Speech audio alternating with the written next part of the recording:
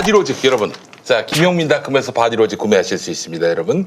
워낙 다양한 제품의 사이즈도 다양하다 보니까 김용민닷컴 시스템에 네. 한계가 있어서 잠시 판매가 중단됐습니다만 이제 시스템을 완전히 보완하고 가격은 더욱 저렴하게 구성했습니다. 바디로직 재판매를 기념해서 구매 고객께 상품 증정 행사도 갖습니다.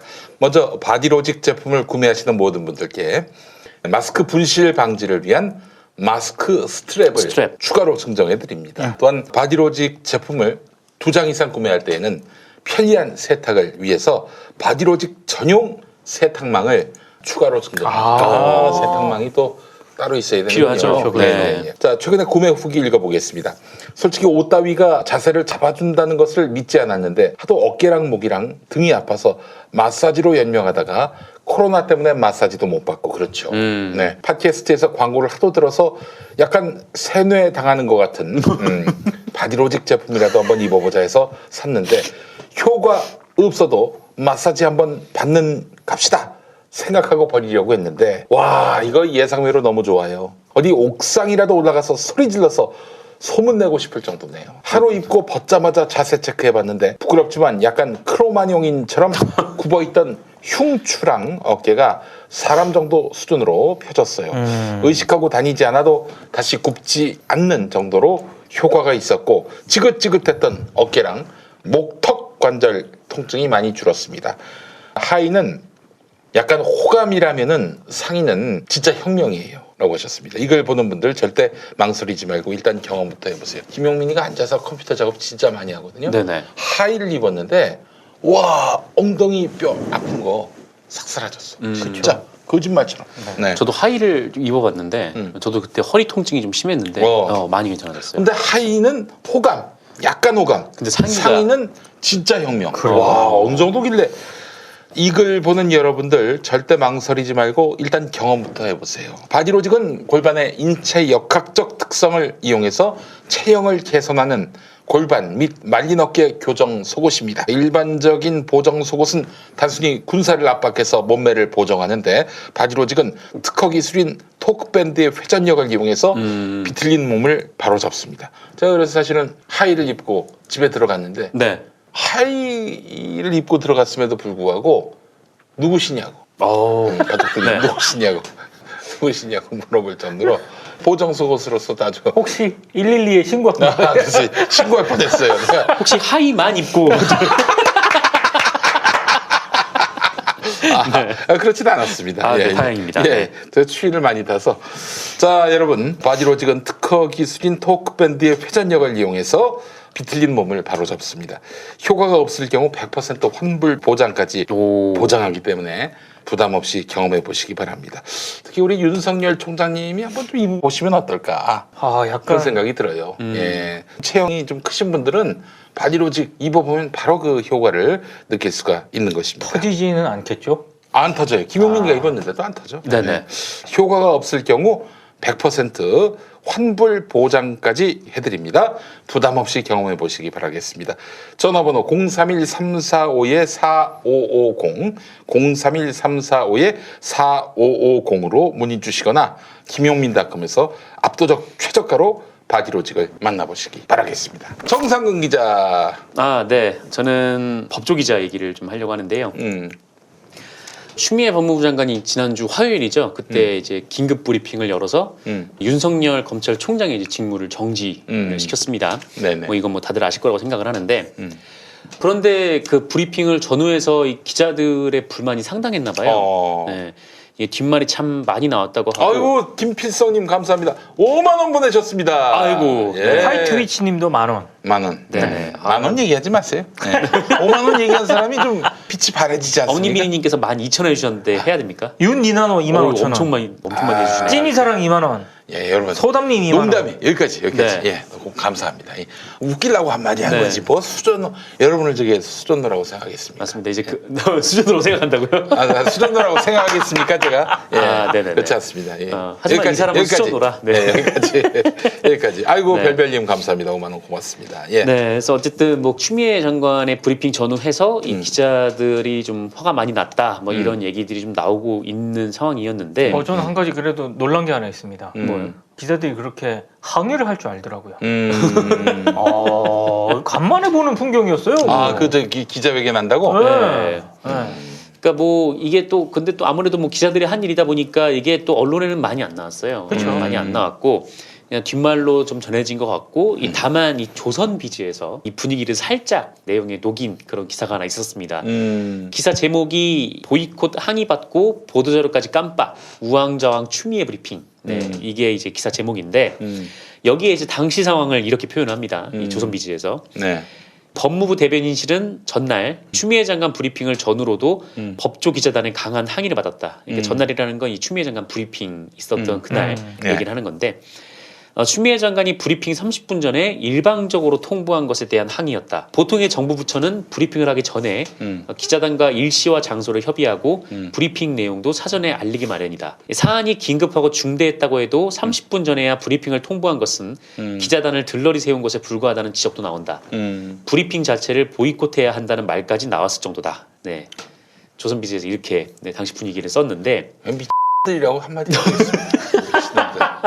그럼 난 더 이상 할 말이 없는데. 그럼 그보다 더 심한 욕을 해주세요. 더 심한 욕을요. 네. 근데 뭐 일반적인 출입처와 이 출입 기자단의 좀 관성적인 그런 형태를 보면 법조 기자들이 주장한 것처럼 일정은 미리 통보가 돼요. 왜냐면 뭐 카메라 특히 방송사 기자들은 네네. 카메라 세팅해야 되고 준비할 게 있거든요. 또 이제 그 시간에 또 약속이 있을 수도 그렇죠. 있기 때문에 좀 네. 미리 알려주는 편이긴 하죠. 그래서 보통 이제 전날 장관 일정 뭐 이런 식으로 해서 나타내는 경우가 많고 또 늦더라도 보통 오후에 기자회견을 하면은 오전에는 보통 공지를 하곤 뭐 그렇게 합니다. 그렇죠. 그리고 보도자료도 사실 미리 줘요. 그러니까 보도자료를 보고 와서 이 질문을 해야 더 깊이 있는 질의응답이 가능하기 때문에 네. 보도자료를 미리 주는 경우가 거의 대부분이죠. 보통 그런 건 맞는데 네네.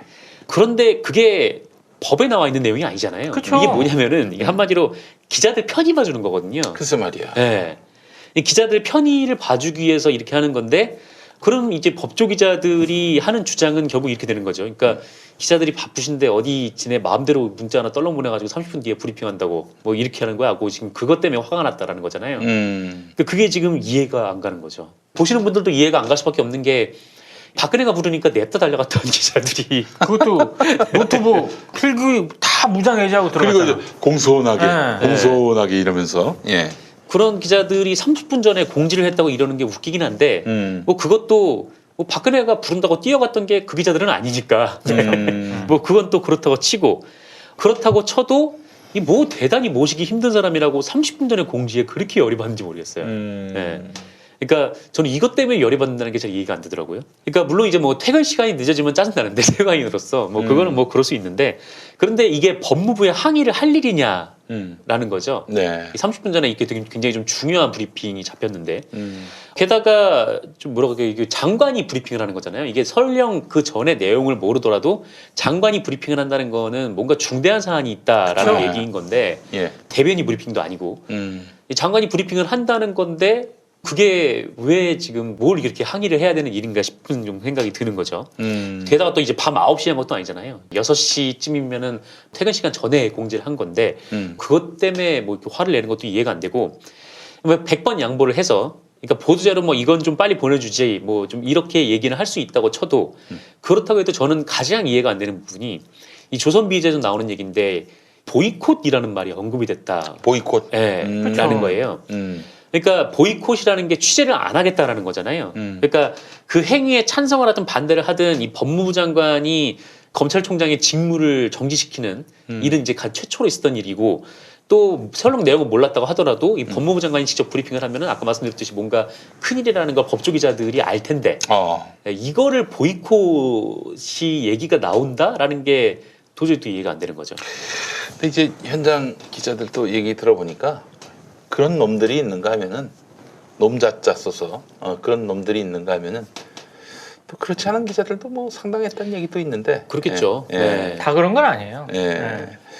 어쨌든 이제 보이콧은 없었고 설령 이제 보이콧을 한다고 해도 회사에서 막았겠죠. 굉장히 좀 중요한 뉴스이기 때문에. 예. 근데 어쨌든 이 이슈를 본인들이 선택을 해서 대중들에게 전하지 않겠다라는 보이콧이라는 얘기가 지금 이 상황에서 나오는 게 뭐 저는 이제 기자로서의 자질이 의심되는 그런 상황이라고 생각이 드는 거죠.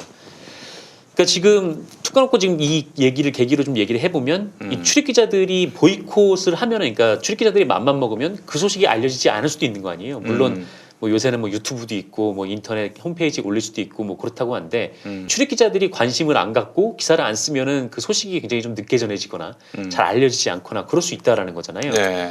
그러니까 뭐 이런 상황에서 어쨌든 뭐 출입 기자들이 그런 힘을 가지고 있다는 건데 문제는 그 출입 기자들도 아무나 들어갈 수 없다라는 게 또 그럼요. 하나의 문제가 있는 거죠. 글쎄 말이에요. 예. 그러니까 자기들은 30분 전에 추미애 장관의 브리핑 문자 메시지 받았다고 그렇게 열받아 하는데 사실 거의 대부분의 기자들은 법무부 출입을 허가받지 못한 상태이기 때문에 그 문자를 받지 못한 기자들이 거의 대부분이거든요. 근데 이제 그게 그 법무부나 검찰에서 승인 받고 그런 게 아니라 기자단에서 이제 승인을 받는 거죠. 기자단의 네. 승인을 받는 거예요.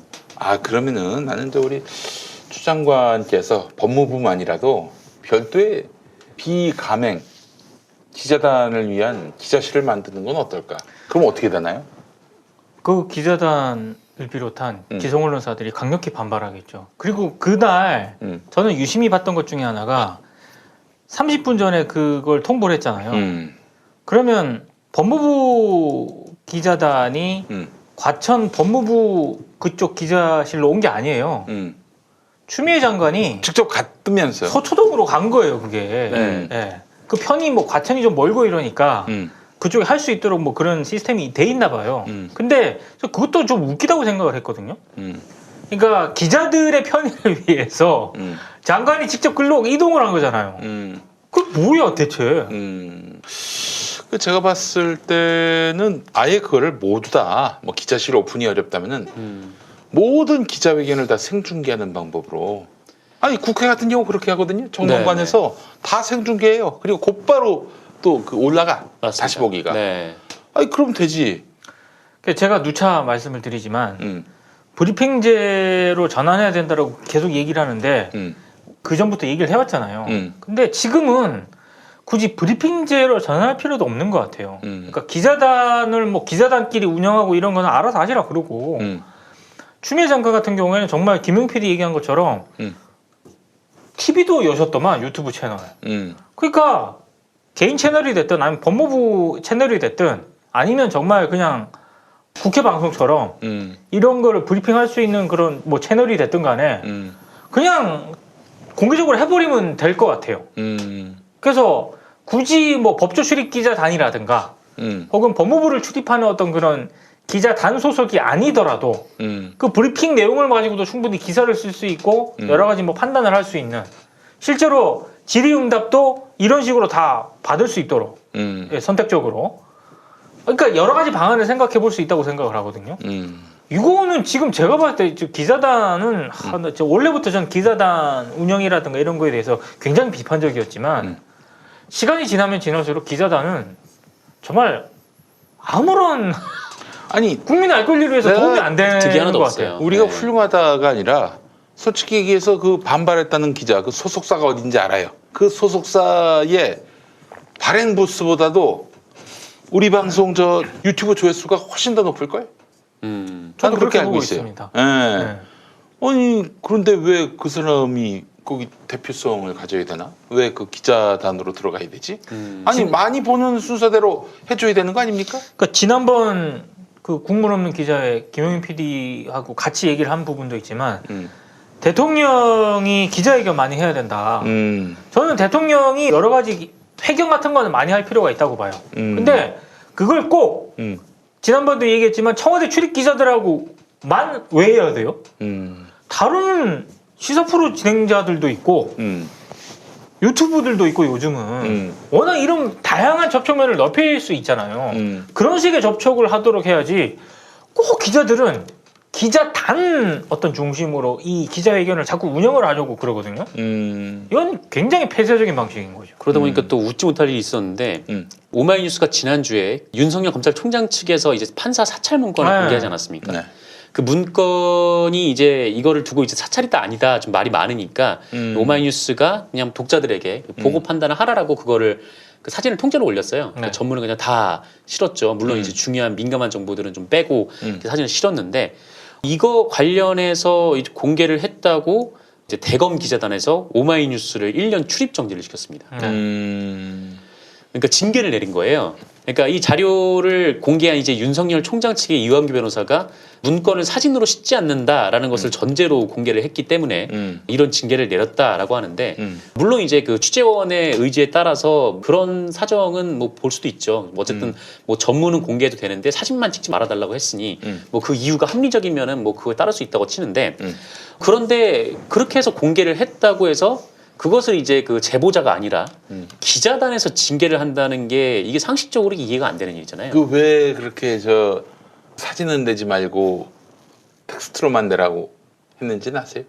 그 아마 그 문건 보면은 뭐 생산이 어디서 됐는지 뭐 그게 파악이 되니까 뭐 그랬던 거 아닌가요? 그거보다는 서기호 전 판사가 쓴 글이 있는데 그 문건을 활용한 기사 작성, 문건 그래픽화를 통한 공개만 허용한다.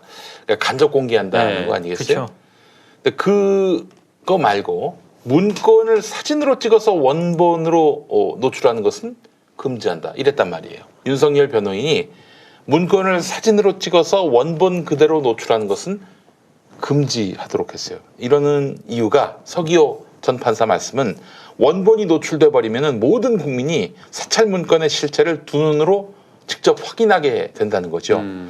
그래서 이제 검찰 출입 기자단에게만 그러니까 우리 편이라고 생각되는 검찰 출입 기자단에게만 원본을 공개하고 기자들이 알아서 마사지 해가지고 아이 그거 뭐 봤더니 별 내용 없네.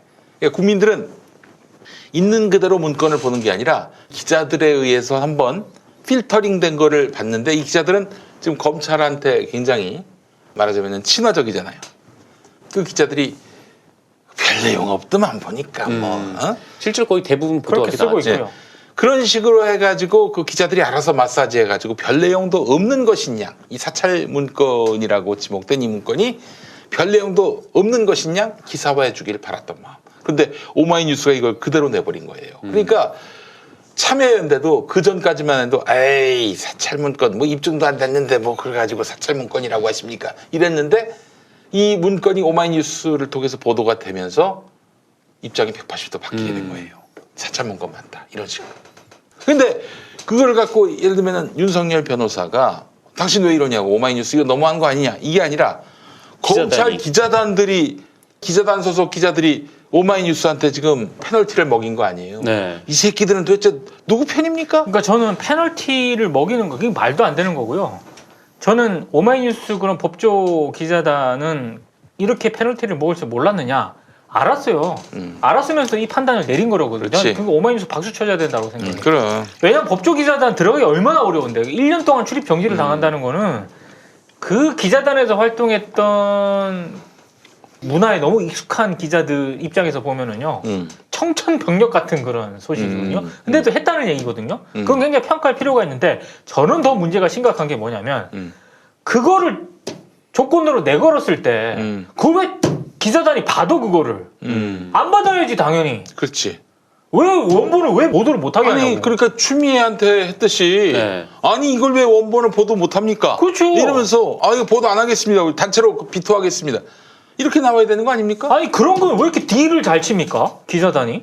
30분 늦었다고 이렇게 화를 내면서 사실 그게 말이 안 되는 거거든요. 그러니까 직접 국민의 알 권리를 생각했다면 직접 그걸 보도록 해야지 국민들한테. 그렇지. 딱 이렇다. 그러면서 자기네들이 분석하고 평가하고 해설 기사 쓰는 건 오케이. 근데 그 원본도 보여주지 않으면서 자기네들이 자체 판단하고 필터링하고 마사지한 기사를 가지고 판단을 하라? 요즘 세상이 어느 세상인데.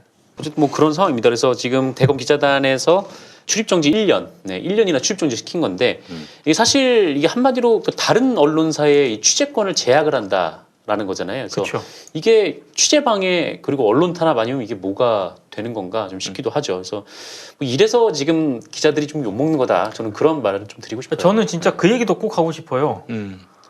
그렇게 국민의 알 권리하고 언론 자유 침해에 운운했던 현업 언론인 단체들 있잖아요. 네. 한국기자협회, 언론노조.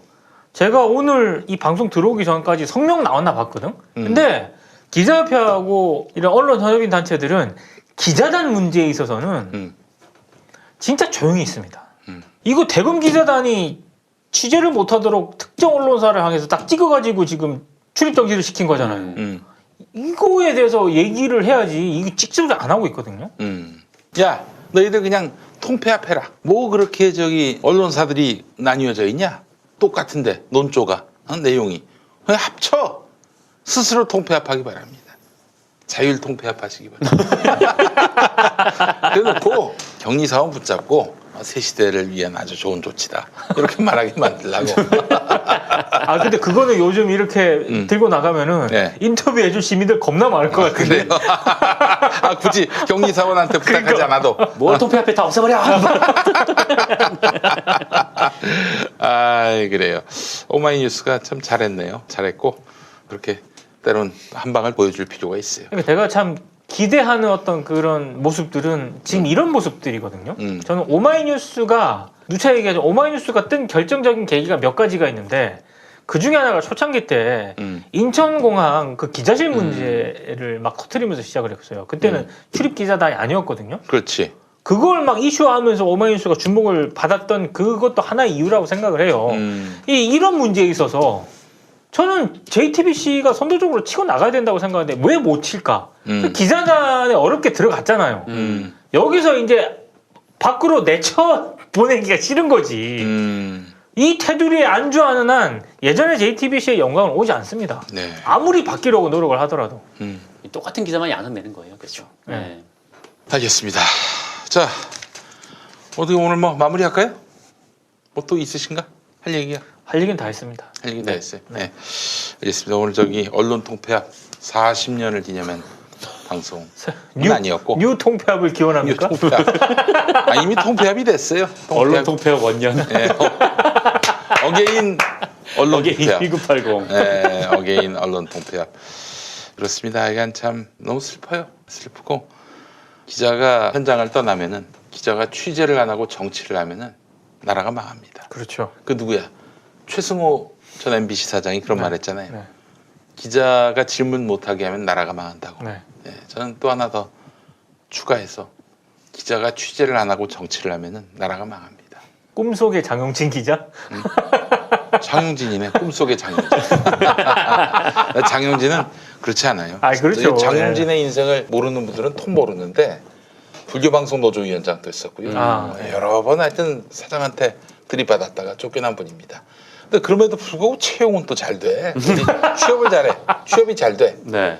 실력이 있기 때문에 그런 거 아니에요? 능력이에요, 능력. 예, 능력으로 전 능력이 좀 모자라 가지고 2번 사장한테 들이받았다가 그 뒤로 9천을 떠돌았습니다. 시사평론가로서 9천을 떠돌고 보따리 장수하다 여기까지 왔는데 장영진은 취업이 잘 됩니다. 아, 참 능력이에요. 예, 정말 능력이고 그런 장영진이 참 너무 부럽고 참 훌륭하게 보이고 그렇습니다. 여러분, 기자가 취재를 하지 않고 정치를 하면 나라가 망한다. 다시 한번 말씀을 드립니다. 오늘 이 언론 현실에 비춰서 오늘 제가 한마디 합니다. 예. 자, 마무리하겠습니다, 여러분. 다음 주 이 시간 꿈물 없는 기자회 여러분 많이 기대해 주시기 바라겠습니다. 우리 장용진 기자님이 아니라 너 이름이 뭐지? 너 이름이 뭐지? 민동기입니다. 민동기 기자님, 정상근 네. 기자님 수고하셨습니다. 감사합니다. 고맙습니다. 고맙습니다.